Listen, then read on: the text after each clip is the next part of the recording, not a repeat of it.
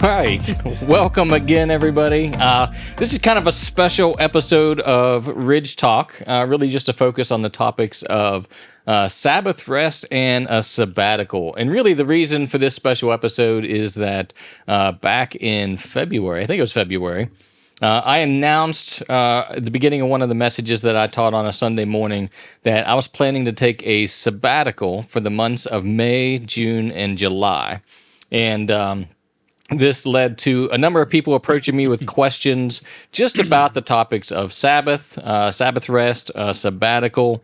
So we just wanted to take an opportunity to just share a little bit more on this topic and to answer some of the questions that I've received over the past 6 to 8 weeks. Mm-hmm. Yeah, awesome. So I've got a few questions that I'll be asking Justin just to provide a little bit more clarity on what will be happening during May, June, and July.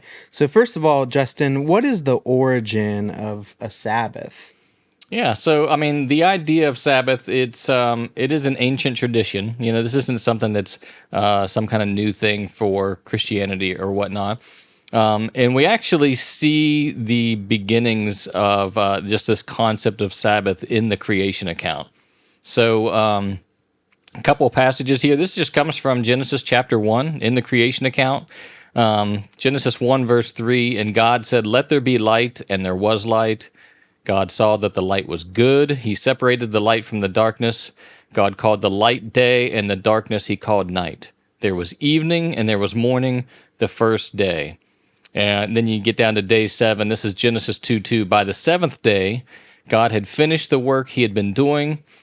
So on the seventh day, he rested from all his work.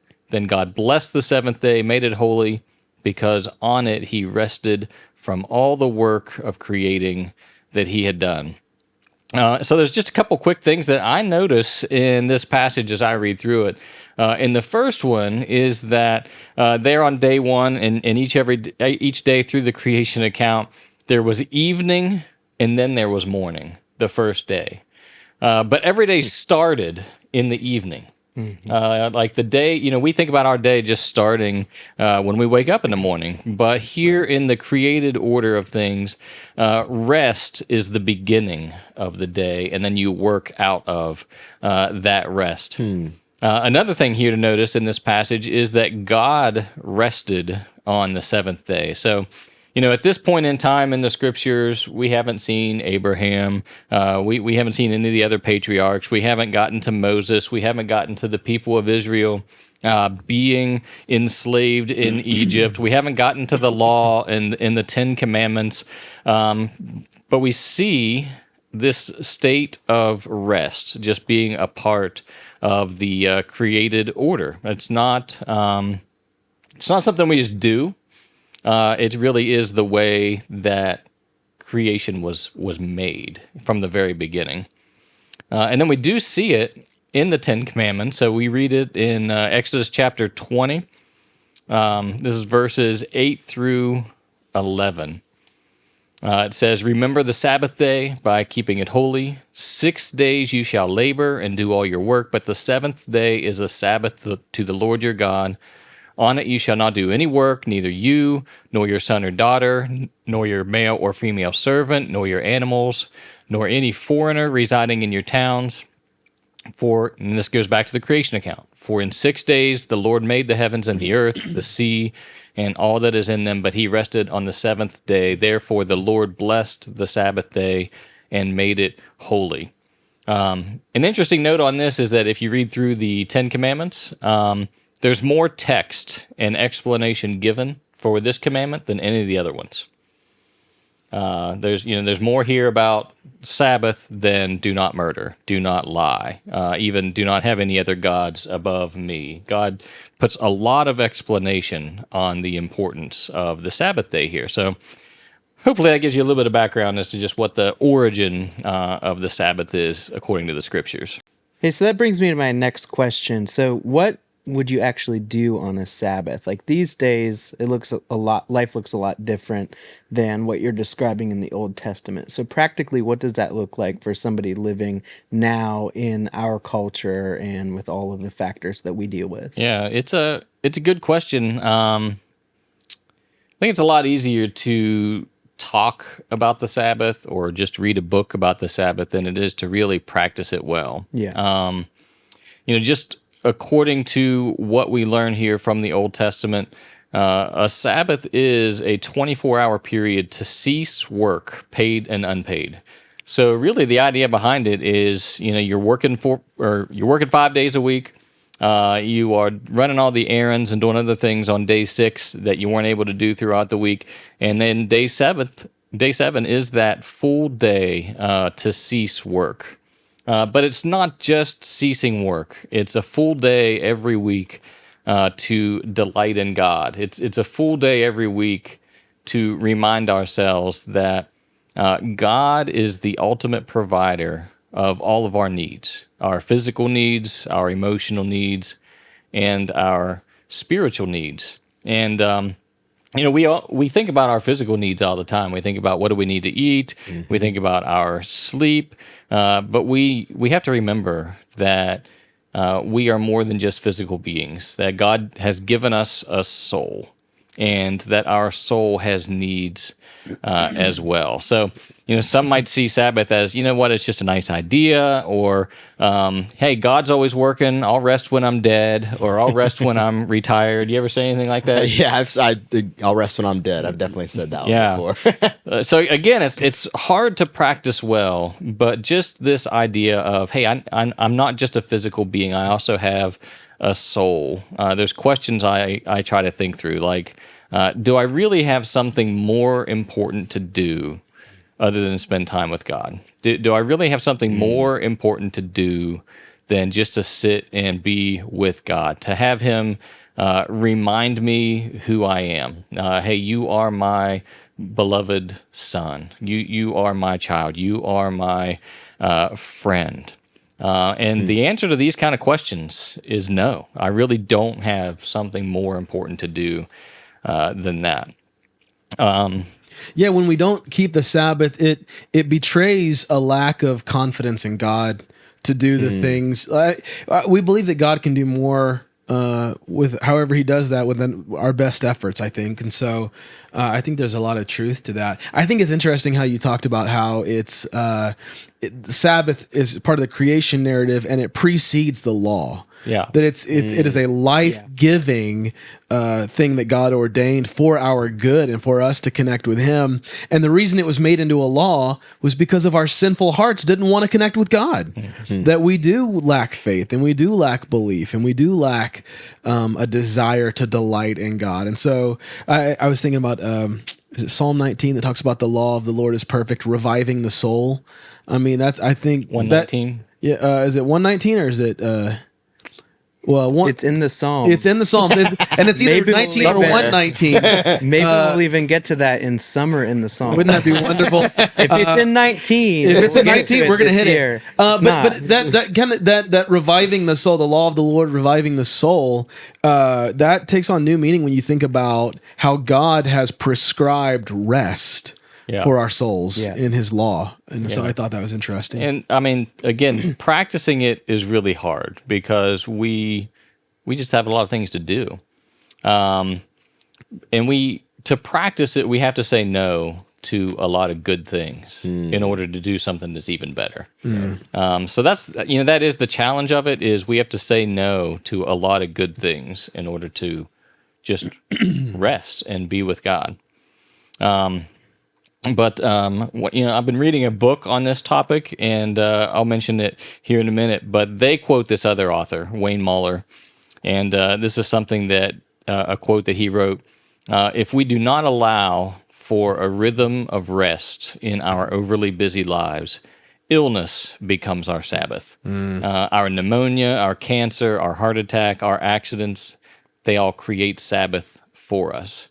And I think there's just a lot of truth in that statement of, hey, like God designed the world to be in this order that necessitates rest. And if we don't live in that order, that really does lead to flourishing. It's a way of life that works. If we don't live within that, we're going to experience some things that's going to require us to rest anyway. Yeah, if I can interrupt, I think I've told you guys this, but before I really dug into this idea of Sabbath, I think there were 4 straight years on Christmas and then the week of Christmas where I was just sick.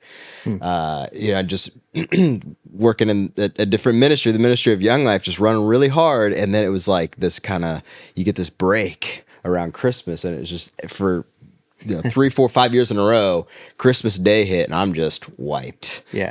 And for several of those, I was wiped for like a whole week. And so, yeah, that idea that you just quoted there, that illness becomes our Sabbath. I mean, certainly not any of the major ones he's talking about here, but I've experienced that. Yeah, and that's certainly not an idea like that God sends that, or that that's like a punishment Sure, for breaking that law. It's just the natural reality of the world. We are holistic beings that are made up of a body, a soul, a mind.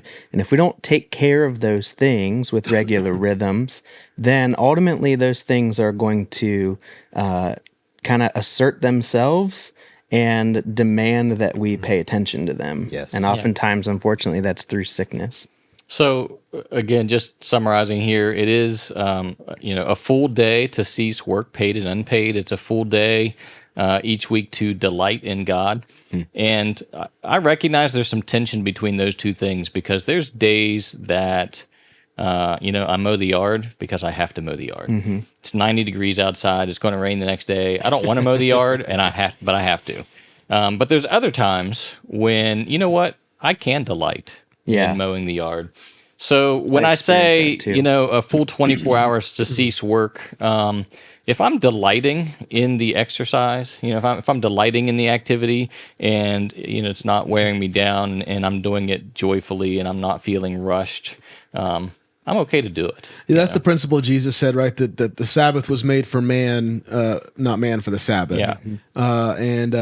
Because I think when you start adhering to it in such a strict and legalistic way, what was intended to be restful becomes a burden. Yeah. I think there's a lot of people who see Sabbath as a burden. Sure. They're reminded that because of the busyness of their life, and because it's so hard to slow down and do these different things, that even being reminded that they're supposed to slow down is like, oh, that's a reminder of one more thing I'm not doing right. Like that's one more, it's a burden to stop and slow down, and it's inconvenient. What would you say to someone who's like feeling that kind of burden, or that would view it as a burden? That's a really good question. It's not in my script, so I love it. I think that when you go back and look at the 10 Commandments as a whole, the 10 Commandments actually begins with, "I'm the Lord your God who led you out of slavery." And so as actually a book I've been reading on this topic, it's titled Embracing Rhythms of Work and Rest. Ruth Haley Barton is the author. But she pointed that out, that, hey, this is how the 10 Commandments starts out. And God is really pointing out to his people, hey, you were enslaved to this other nation. And an aspect of Sabbath rest is to completely separate you from that other culture. So here's something that she writes in the book. It says, "The practice of Sabbath keeping was and is an act of resistance against a culture that brainwashes us into thinking that good things come only through unceasing determination, tireless human effort, and always being plugged in." That's strong. So I think that, so this really gets into the question you were asking there. If people feel like, I have to do these things, I have to do this, I have to do this, I have to do this, it's very possible that they are just feeding into and allowing themselves to be sucked into a culture that brainwashes us into thinking that good things come only through unceasing determination, tireless human effort, and always being plugged in. And that's just not the life that God created us to live. That's right. You don't find a whole lot of Instagram influencers preaching that message. No, you today. do not. But it's interesting. It does harken back to that idea that you said, that each day begins from rest. The idea that everything we would do in life would spring from taking care of ourselves and connection with God. Yeah. And, what's interesting, if you keep going through the Old Testament law,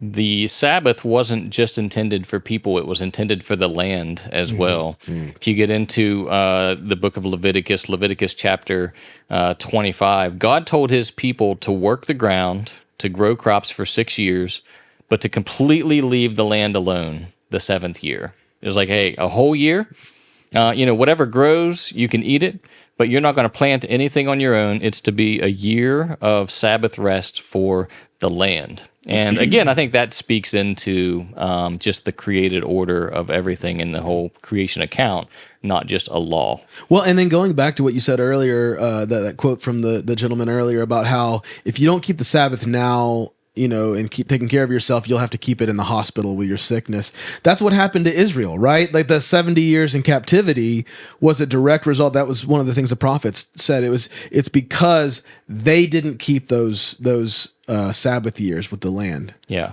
And they said, okay, well, if you're not going to keep the Sabbath years here in a good way that I'm telling you to do it, I'm going to make you do it in captivity, which is as a whole people. as a whole people, all you guys got to do it. Oof. I think that it fleshes out. That holds true. So, I mean, that's great news for me. Next year is my 7th year living at my house, so I don't have to mow my. Don't mow your lawn. It's awesome. It's gonna be great. So, we obviously see that the idea of a sabbatical is born out of the idea of a regular Sabbath rhythm. So you would have Sabbath rhythms in your life that would happen on a weekly basis.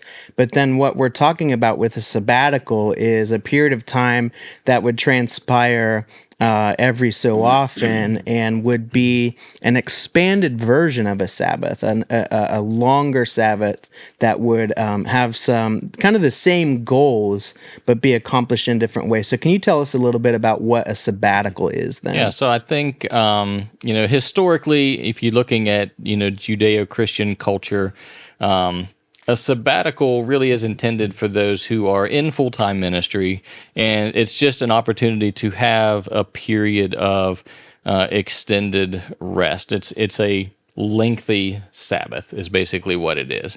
Unfortunately, in our culture, there are other professions that have taken the concept of sabbatical and have ruined it and changed it from what it was intended to be. How so? So, like an example is universities will provide a professor to take a sabbatical so that they can write a research paper or write a book or something like that. So they're not working. They're just doing a different kind of work. So that's not really a sabbatical. A sabbatical is to say, hey, I'm going to completely step out of my role to get some rest, but also just have an extended opportunity to delight in God. And one of the reasons why it is so important for those in full-time ministry is that people in ministry are highly susceptible to burnout. If you look at the statistics on people in full-time ministry, the number's high. Pastors who just burn out over time. So again, it's a time to step away, rest, renew, replenish, delight in God, and then you're able to come back into ministry with a renewed focus and just be able to more laser in on the things that matter most and not kind of get stuck out into the sidelines a bit. And if you go back to the land thing that we were talking about, how every 7 years the Israelites were supposed to let the land rest, but it was every 50 years, right? There was supposed to be an additional year. Yeah. Right. Yeah. So, in your lifetime in ancient Israel, if you were adhering to all of that, you would have a full year off every 7 years. You'd work for 6 years, have a full year off. And then at one point in time, you would have 2 years in a row off for the year of Jubilee. Which requires a lot. You think about that practically. You're talking about we're not farming. Right. We're not farming for our food for 2 years. we're trusting that God is providing that ahead of time, and those are years to let the soil replenish, but also our own hearts replenish. Yeah. That's that takes a lot of faith. Yeah, there's a lot of, hey, I'm going to allow God to be the provider of everything I need: physical, emotional, spiritual, everything. You said a second ago, Justin, that pastors are susceptible, highly susceptible to burnout. Why do you think that is? Or I mean, we're kind of all pastors here. Why do you guys have anything you want to say about that, or why that might be? Because I don't know that people fully understand that, what the statistics are in relation to that, and the importance of something like this, and of being able to take time so that you can be filled up again, and then lead out of that fullness. Yeah, I mean, I have a lot of thoughts on that topic. Sure. Many of which I probably can't get into for this episode here today. But just in full-time ministry, you're kind of on call 24/7. And today it's a lot easier to be on call. We all have cell phones, and if there's a death in the family or a family emergency or something like that, and we need to get out and be with somebody, that's just a part of the role that we signed up for. But other than that, when you get into the just spiritual aspect of ministry, the Apostle Paul said, "Your battle's not against flesh and blood, but it's against these other things in the spiritual realm."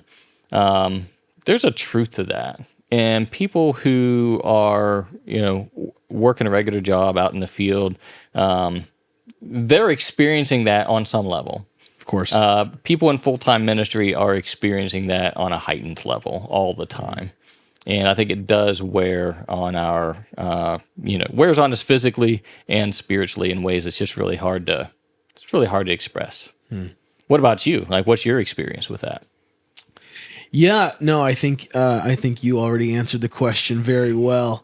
It is true though. There is a heightened level of spiritual warfare. I think there's also something to the fact that it's a different. It's not that there's no other profession out there that does this, but it's so highly relational. And it's not really based on hitting quotas or the physical tasks that you can accomplish. I look sometimes at what I like about mowing my yard is that I can start mowing my yard, and at the end of the day, I can see the fruit of my labor. Mm-hmm. I can see that I have brought order to chaos. And when you're doing relational ministry and you're working with those kinds of things, it's different. You don't get to see the fruit of your labor in the same way, and it is tiresome because it does feel like I'm also not mowing my lawn at midnight or whenever, but I might be getting a phone call at midnight. Yeah, and so it's just a little different. And then of course, like you said, the spiritual component of it is really profound. Yeah, there's just a weight to it. Sorry, I laughed. I just pictured your yard being like an overgrown jungle, and then bringing order to that chaos. I don't think your yard is actually an overgrown jungle. It just depends on the week. It's early in the year here. That's right. It's a little early. That's true. Hey, I do have one other thought too on this idea. As a staff, we've been kind of discussing some stuff, and Justin, you brought to us some articles from. Actually from Ruth Haley Barton. And anyhow, one of the things that she talked about, she had this quote from Dietrich Bonhoeffer talking about community and solitude. But let him who cannot be alone beware of community. He'll only do harm to himself and the community. The reverse is also true. Let him who is not in community beware of being alone. But one thing I thought that was really helpful that she made clear from that is that when shepherds, I think this applies to the question that was asked a couple minutes ago, when shepherds do not spend time in solitude receiving their soul's nourishment from God, they may start to feed on the sheep, the very flock they're supposed to be caring for. I think that's just a specific danger.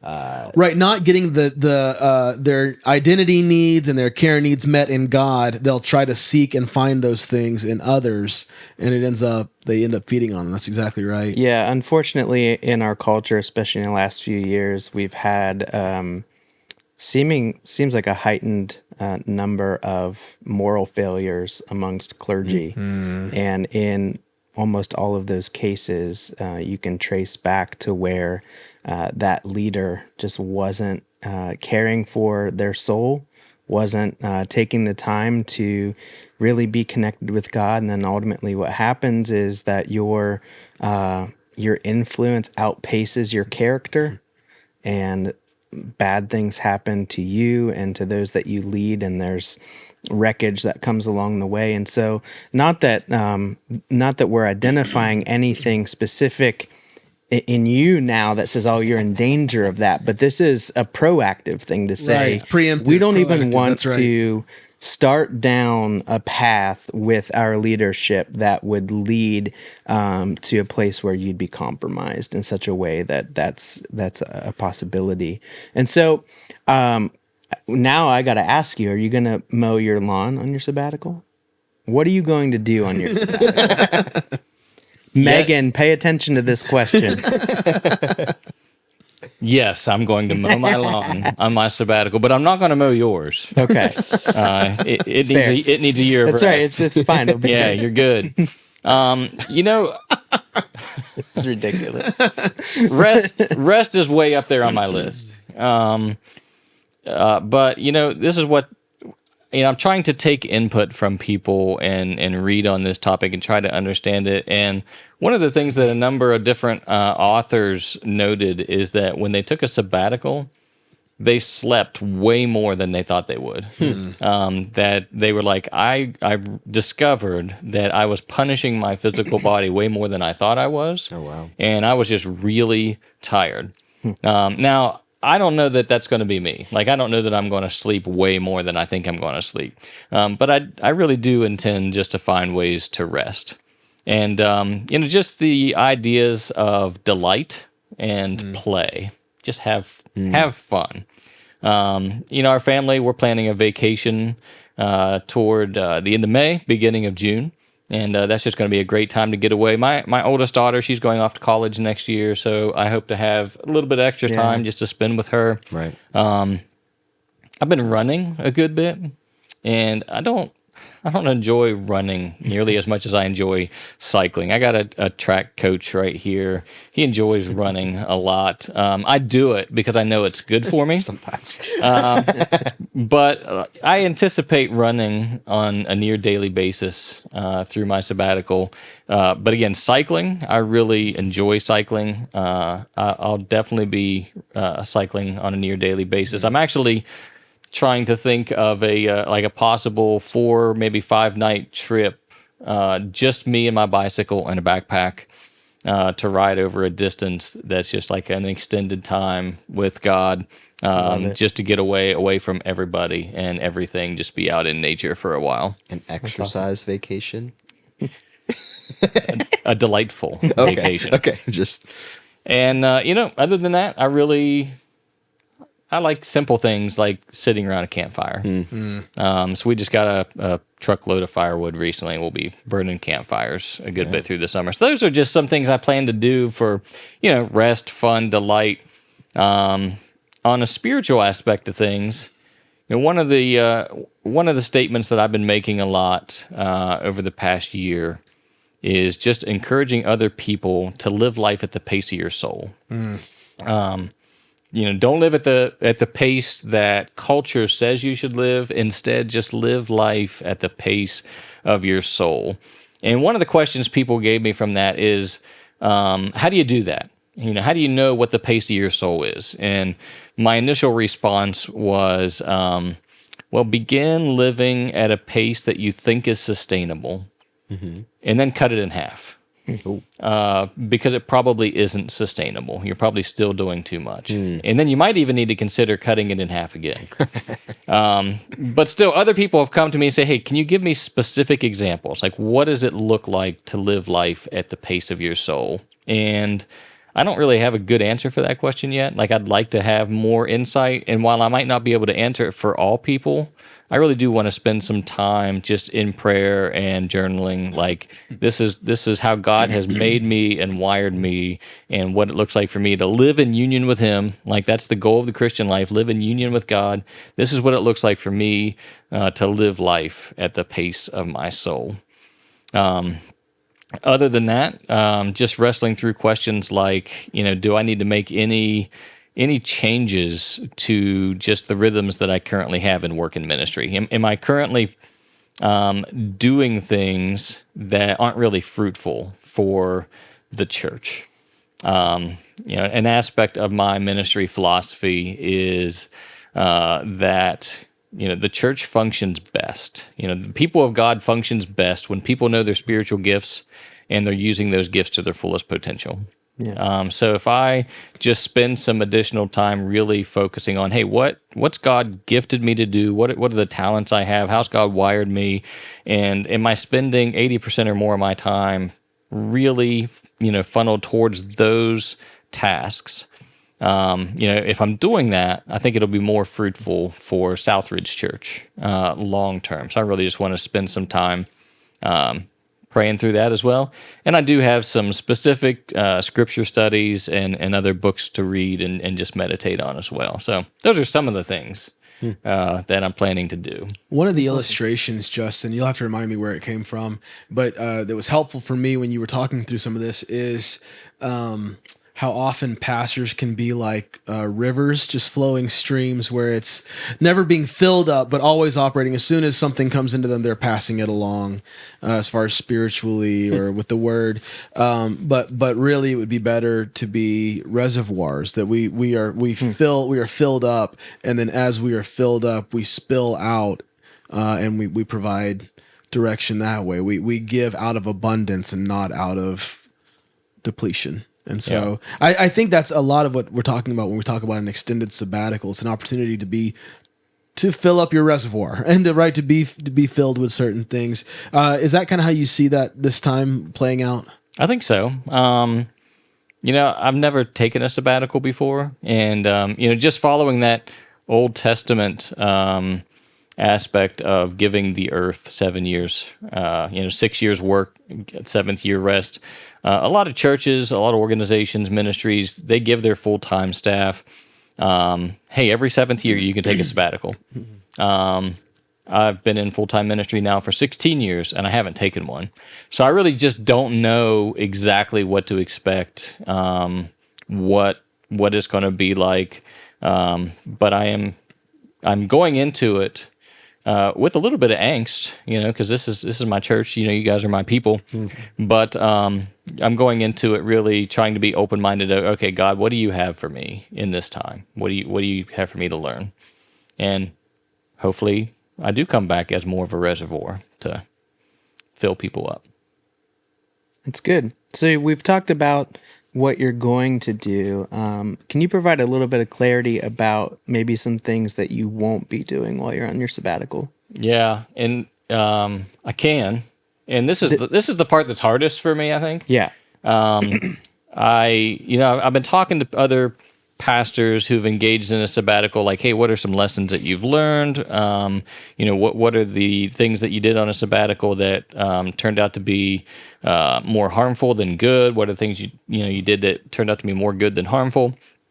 And probably the biggest piece of advice that I've received from other pastors is worship God, but don't do it in your own church on the weekends. Don't attend your own church, because there's just this temptation that when you walk into the church you're normally a part of, that your brain can go to work mode and not worship mode. Yeah. Yep. So one of the things I'm not going to be doing is attending Southridge Church throughout the months of May, June, and July. I'm going to find other ways to worship, other locations to worship.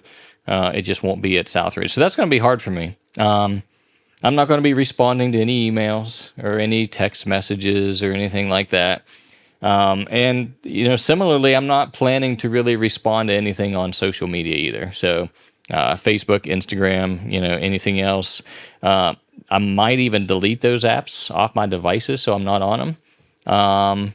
Maybe I'll keep them on there and I'll throw something up as a, hey, here's a picture of something I got to experience today, but then not open it again, not respond to comments, not look at comments, not do anything, just get out. So again, this is going to be kind of difficult for me, because the majority of the people I hang out with, like 99+% of the people I hang out with, are at Southridge Church for small group Bible studies, church on Sunday mornings, all that kind of stuff. So just not being with the people that I most often interact with, not engaging in those conversations with people, not seeing what's happening in their lives through social media, not responding to comments, not responding to texts. It's just going to be completely different rhythm than what I'm used to. Yeah. I think that's a good example of what you brought up earlier, is that carving out the time for Sabbath, or in this case, sabbatical, actually does mean saying no to good things. Like each of those things that you mentioned are good things. But this is about setting aside those things for what is greater in this period of time that's going to lead to greater fruit in your life. Yeah. Okay, so when does your sabbatical begin? Yeah, so officially it begins May the 1st. Unofficially, though, my vacation responder will turn on at the end of my workday on Thursday, April 27th. So April 27th, at the end of the day, that's when my email responder will turn on. I plan to come to at least one of the services on April the 30th, and then I'm just going to kind of slip out, sneak away. We're having the men's Wings on the Lawn event on Friday the 28th. I'll be here for Wings on the Lawn. Better be, yeah. But I won't be responding to emails on the 28th. So, yeah. All right, that's awesome. Do you have any resources that talk more about Sabbath and sabbatical? Oh, that's a good question. Yeah. So I mentioned this book earlier. The book title is Embracing Rhythms of Work and Rest by Ruth Haley Barton. She leads up a spiritual formation organization, kind of the CEO there. But, I think that what's interesting is that her book that she wrote, it just came out within the past year, is really intended for people in full-time ministry. So it's been really helpful for me, but I have found what I've read in it so far, it's not too legalistic. It's not, hey, take a Sabbath or else. It's very open-handed. And I also think that anybody who's a follower of Jesus, we have a responsibility to really model what does a life of flourishing look like to the world around us. We have a responsibility to model this is what this is how we live a life that really works for us, that leads to peace and contentment. So even though it's written really for those in a leadership role, I think that it's open to anybody. In fact, Luch mentioned earlier, we've been talking through some of Ruth Haley Barton's articles. She put out a series of blog posts on this topic, and I think we'll probably provide a link to those in the show notes for this episode as well. So anybody who is interested in that, they could check it out. Outside of that, Peter Scazzaro and his work, it's been a heavy influence in my life. The Emotionally Healthy Discipleship book, Emotionally Healthy Spirituality. He includes chapters on the importance of Sabbath rest in everything that he puts out. So his podcast, his books, it's always been a huge help for me. It's really led me into a path to experience more transformation in life. So I regularly recommend his stuff as well. Yeah, It's great. There's one other question that we just don't want to make sure we don't miss. Is there anything wrong? Are you taking a Sabbath because something? Ooh, yeah, I want to know the answer to this. Yeah, that's a good question. We need to know. It is funny how you're in full-time ministry for 16 years. So you make this announcement on stage like, hey, FYI, I'm going to be taking a sabbatical on these dates. Here's what this looks like. Here's why. You can only cover so much information in 2 minutes. You're announcing that. Of course. But there are some who have a very visceral response to that, like, oh my gosh, what's wrong? What's going on? Why does Justin need to take off for 3 months? Is he sick? Is somebody in his family sick? Is there something else he really needs to take care of? And there's also just fear because some people that they've been entrenched in Christianity for a while. They remember their childhood pastor or something like that who took a sabbatical and then didn't come back. And they're so there's that fear element that comes up. So to answer that question, I wasn't diagnosed with any illness or anything. If there's something there, I'm unaware of it. Nobody in my family sick or anything like that. It really is that idea that it's good to do this every 7 years. That really is what's recommended for people in full-time ministry. And I've been in full-time ministry for 16 years now, so I'm really overdue to step out and to just to kind of get refueled for the rest of ministry. Yep. Good. Yeah. Yeah, so really what that means is send all your emails and texts to Justin before May 1st. April 27th. That vacation responder is going to turn on April 27th. But yeah, if you do have any questions prior to me leaving on sabbatical, you're free to reach out and ask anything you want. I'd be happy to even have a conversation with you if you'd like. Awesome. Well, thanks, Justin. We will certainly be praying that is a restful and fruitful time for you, and your presence will be missed, but we'll trust that God is doing great things in your life. Yeah, I'm glad you guys joined in for this one. Thanks a lot. Yep. Hey, thanks, Justin.